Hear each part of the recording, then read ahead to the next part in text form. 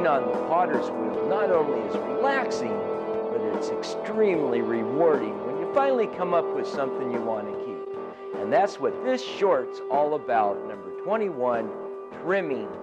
Letting your work sit light on the table, like you see here. Light, you see how the foot makes it appear, it sits light. Next to it, of course, there's heavy, it sits heavy on the table.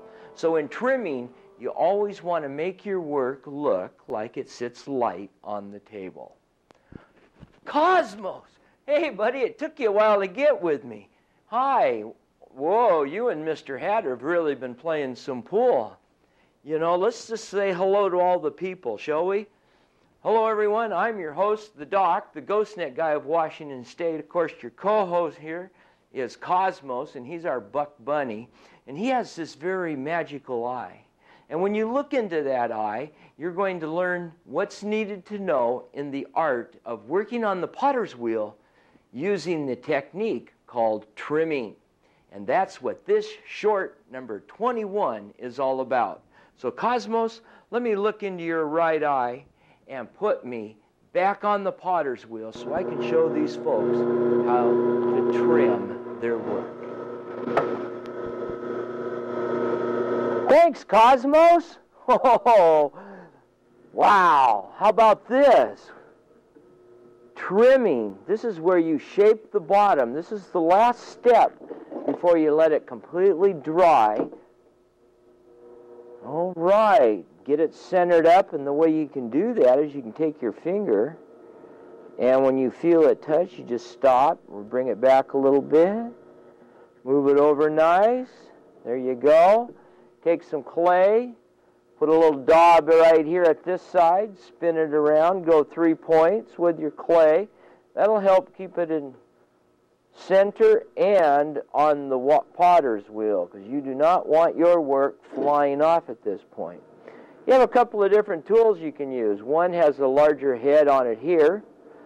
This is more for shaping onto a sharp edge with a lip.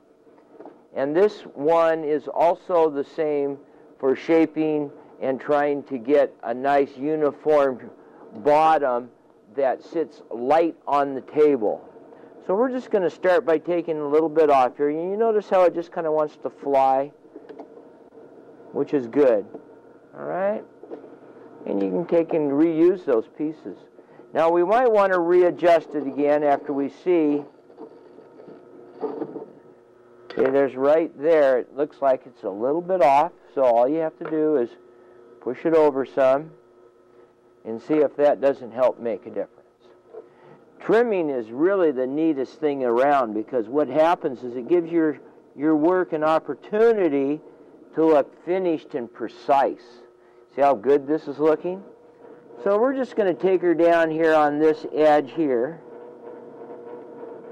And you can use your fingers to smooth it. But remember, when you do a bottom, you always want to have a lip so that when it's on the table, it sits light. All right.